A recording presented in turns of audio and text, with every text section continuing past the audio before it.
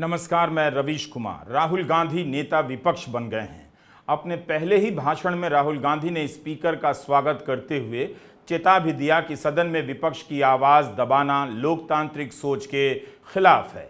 राहुल गांधी ने साफ कर दिया कि सदन को चलाने के नाम पर, कुशलता पूर्वक चलाने के नाम पर लोकतंत्र का गला नहीं घोटा जा सकता है। उनके कहने का मतलब था कि सदन में बिना बहस के, बिना विचार विमर्श के सांसदों को निलंबित कर कानून पास करा देना और रिकॉर्ड में डेटा दिखाना कि संसद का काम बेहतर हुआ है या लोकतांत्रिक तरीका नहीं है।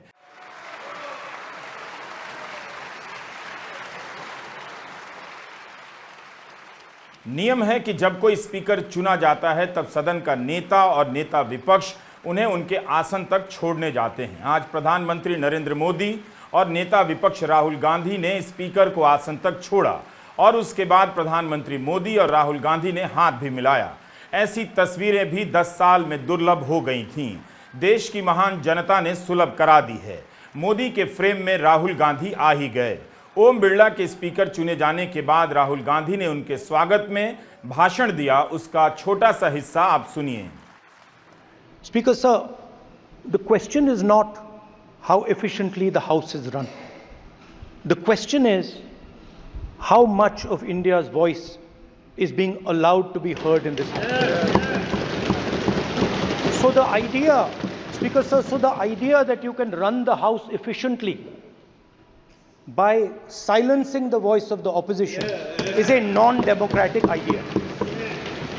And this election has shown that the people of India expect the opposition to defend the constitution, the Samvidhan of this country.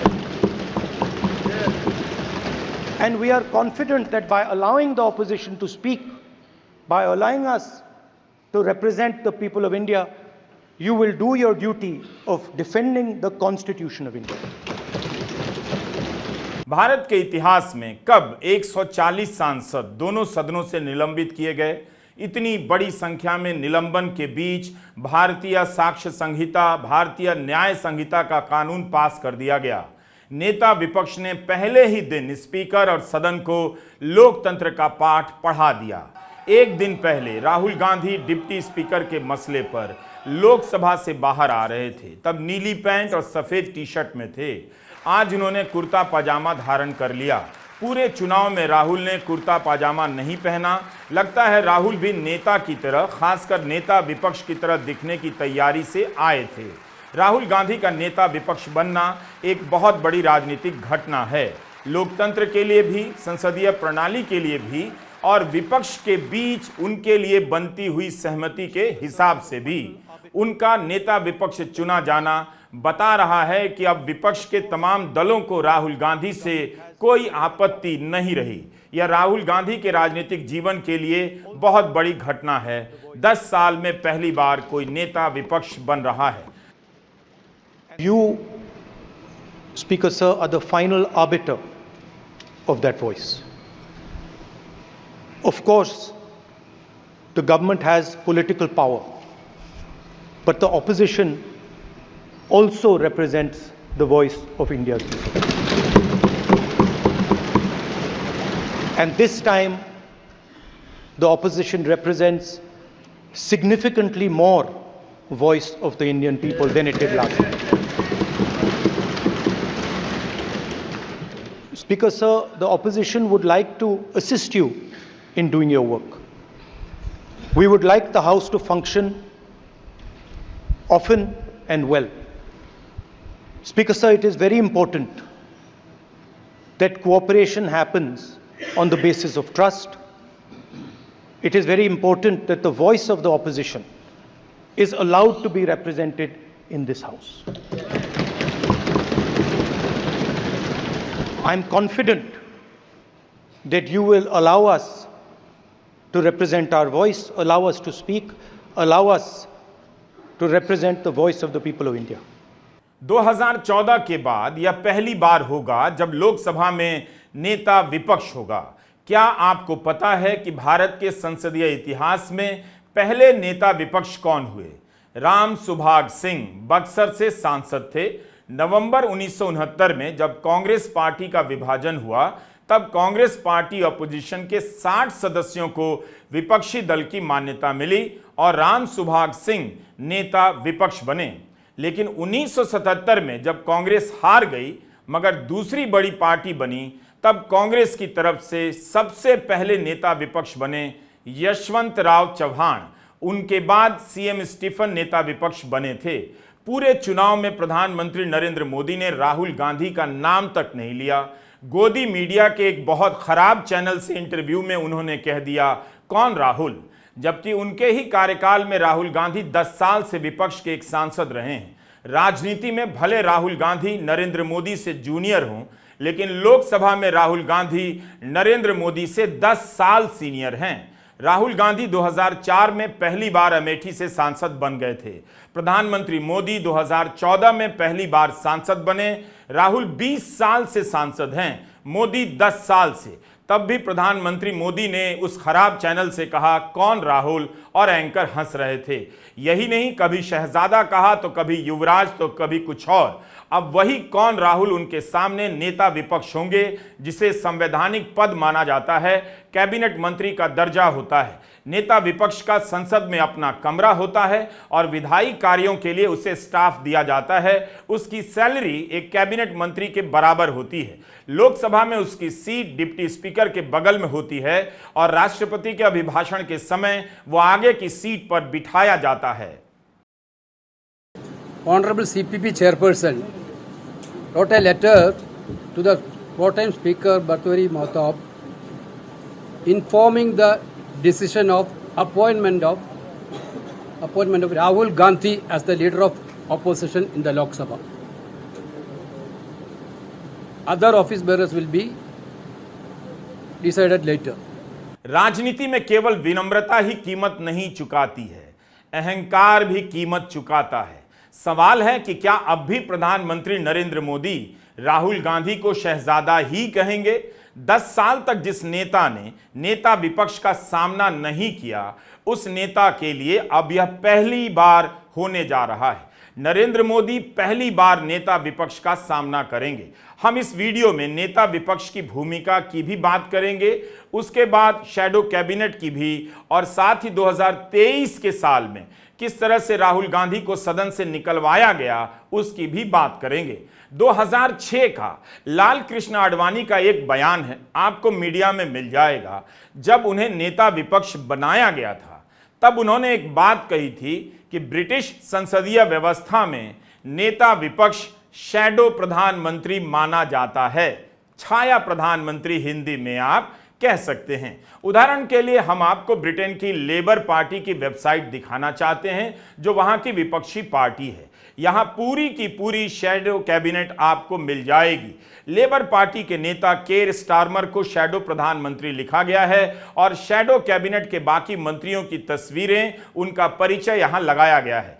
यह समझना बहुत जरूरी है कि संसदीय व्यवस्था में यह मानकर ही चला जाता है कि जो नेता विपक्ष होता है वो किसी भी समय सरकार बनाने के लिए तैयार रहता है और तत्पर भी रहता है। सदन में जो नेता विपक्ष होता है उसे भी इस नजर से देखा जाता है कि वह सरकार पर केवल दबाव नहीं बनाएगा, बल्कि नियमों का इस तरह से इस्तेमाल कर उसे गिरा सकता है और अवसर आने पर अपनी सरकार बना सकता है। किसी भी संसदीय व्यवस्था में यह मानकर चला जाता है जो विपक्ष में है वह भी सत्ता का दावेदार है। मैं ये किताब पढ़ रहा था, 2009 का संस्करण है मेरे पास। तत्कालीन प्रधानमंत्री मनमोहन सिंह ने इसमें प्रस्तावना लिखी है। पीडीटी आचार्य इसके संपादक हैं। एमएन कौल और एसएल शक्धर की ये किताब है, जिसका पहला संस्करण 1968 में छपा था। इसमें संसदीय व्यवस्था के नियमों, प्रावधानों और परंपराओं के बारे में ठीक ठीक जानकारी दी गई है। इसके पेज नंबर 148 से लेकर 150 तक में नेता विपक्ष के बारे में लिखा गया है। कहा गया है कि नेता विपक्ष से उम्मीद की जाती है कि वह राष्ट्रीय महत्व के मुद्दे पर सोच समझकर बोलेगा, अपने शब्दों का चयन ठीक से करेगा। वह सदन में तो आलोचना कर सकता है और सदन के बाहर भी, लेकिन विदेशों में उसे अपने शब्दों को नियंत्रित रखना होगा। राहुल गांधी नेता विपक्ष के पद पर विपक्ष की आवाज तो होंगे ही, लेकिन इसी के साथ वे व्यवस्था का भी हिस्सा बन जाते हैं। तो तो नेता विपक्ष बनने के बाद राहुल गांधी की जिम्मेदारियां यहां से बदल जाएंगी। वे सदन के भीतर और बाहर सरकार के घोर आलोचक होंगे, लेकिन विदेशों में शायद वे खुलकर वो बातें न कह पाएं जो देश के भीतर कह सकते हैं। वैसे राहुल गांधी ने विदेशों में हमेशा यह बात कही है कि भारत के लोकतंत्र का जो भी संकट है उसकी लड़ाई भारत में लड़ी जाएगी, भारत के लोग लड़ेंगे। यह भारत की समस्या है, ना कि किसी दूसरे देश की। नेता विपक्ष का काम अब से यह भी हो जाएगा कि वह जनता के बीच रहे, जनता की पीड़ा को समझे और उसकी बात सदन और सरकार के सामने मुखरता से रखे। नेता विपक्ष के पद के लिए राहुल गांधी की घोषणा से पहले ही 25 जून की शाम उनका एक वीडियो भी आया। उसमें राहुल गांधी वही सब करते देखे जा सकते हैं जो उनसे नेता विपक्ष के रूप में उम्मीद की जाएगी। लक्षद्वीप के कांग्रेस के प्रतिनिधियों से वे बैठक कर रहे हैं, अधिकारी और जमीन के अतिक्रमण पर बात कर रहे हैं। उसके पहले उन्होंने राजकोट में गेमिंग सेंटर में आग की घटना के पीड़ितों से भी बात की थी। आज कांग्रेस ने राजकोट बंद का आयोजन किया था। And another reason. And who is grabbing this land? For the corporates, sir. For the corporates. For the corporates. Who? Gujarat-based mafia. Gujarat based. So all Gujarati corporates. Yeah. Are they taking it on lease or what? Are they just taking it outright? No. Freehold. Without any compensation. They are grabbing the land from the residents.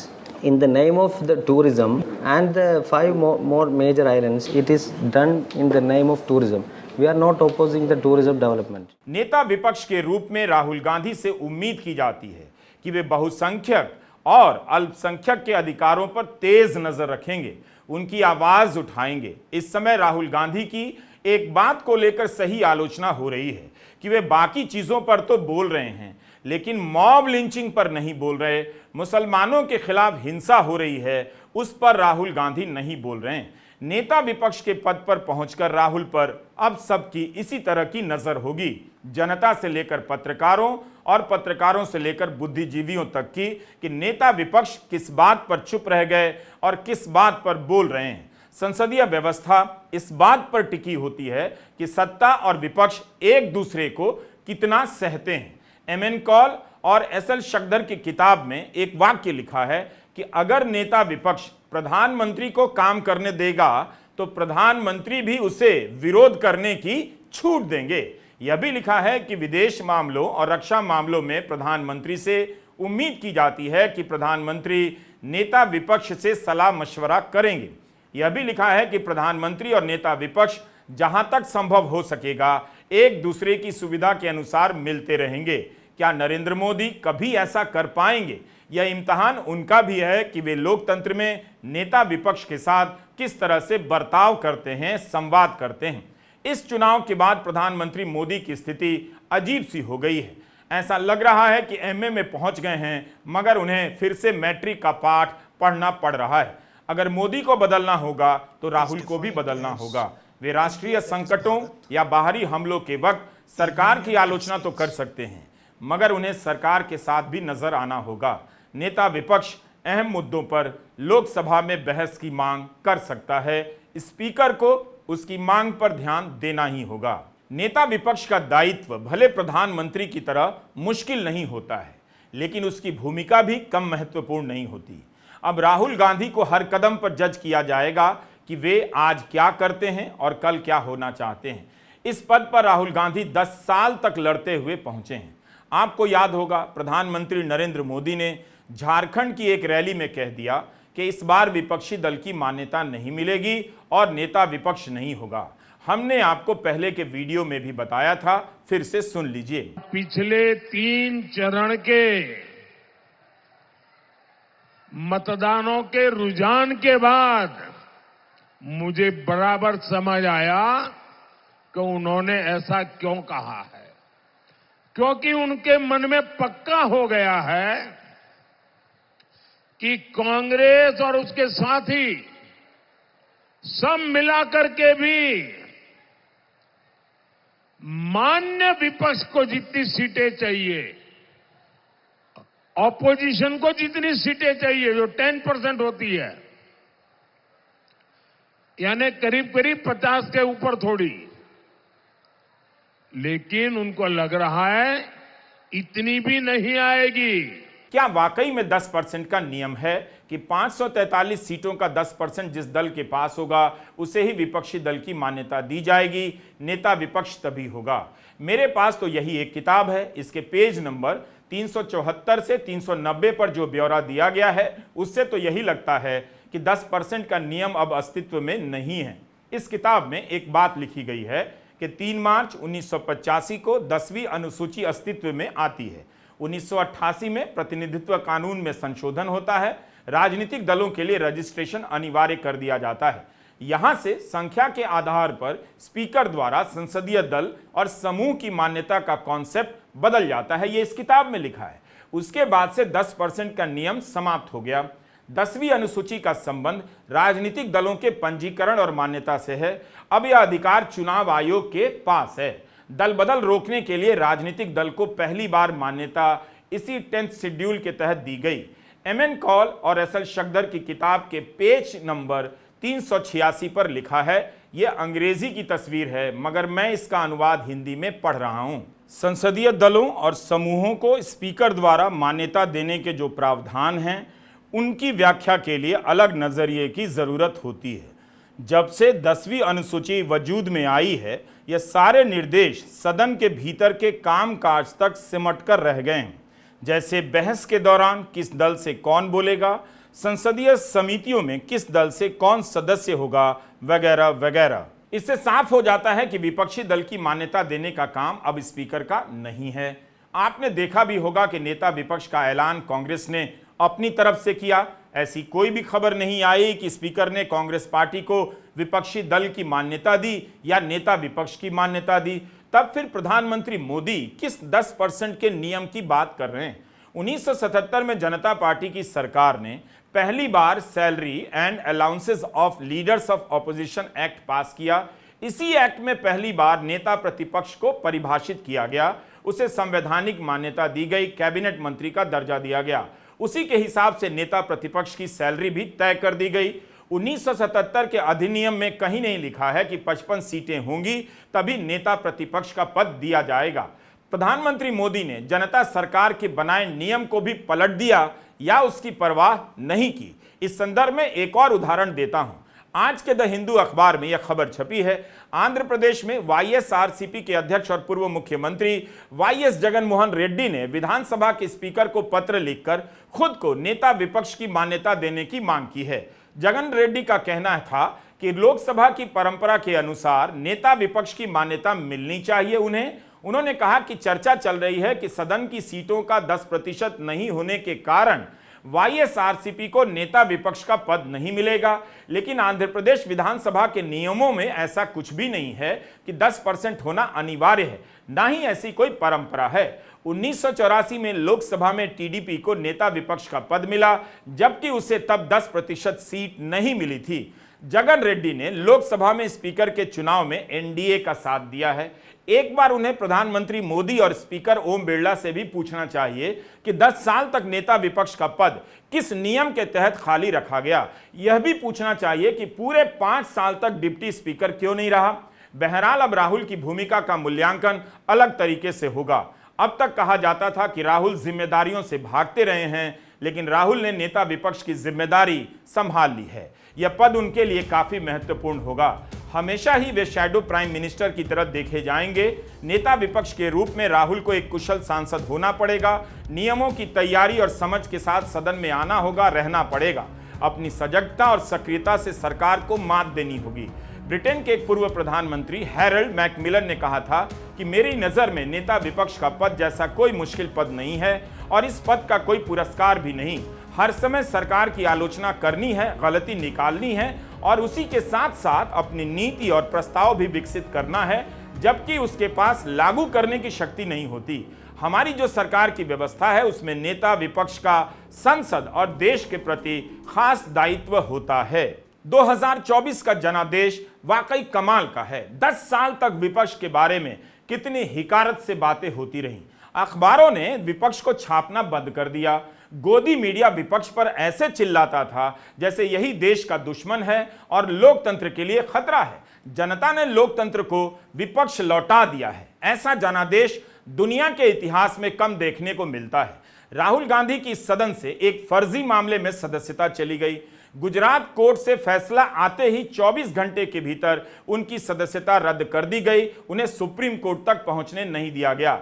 उन्होंने notice मिलते ही अपना मकान खाली कर दिया। Supreme court ने राहुल गांधी की सदस्यता बहाल कर दी। अब संसदीय व्यवस्था में उनकी हैसियत और स्थिति बदल गई है। जैसा कि राहुल कहते हैं, उनकी छवि बर्बाद करने के लिए करोड़ों रुपए खर्च किए गए। आज वो सारा पैसा और समय पानी में बह गया।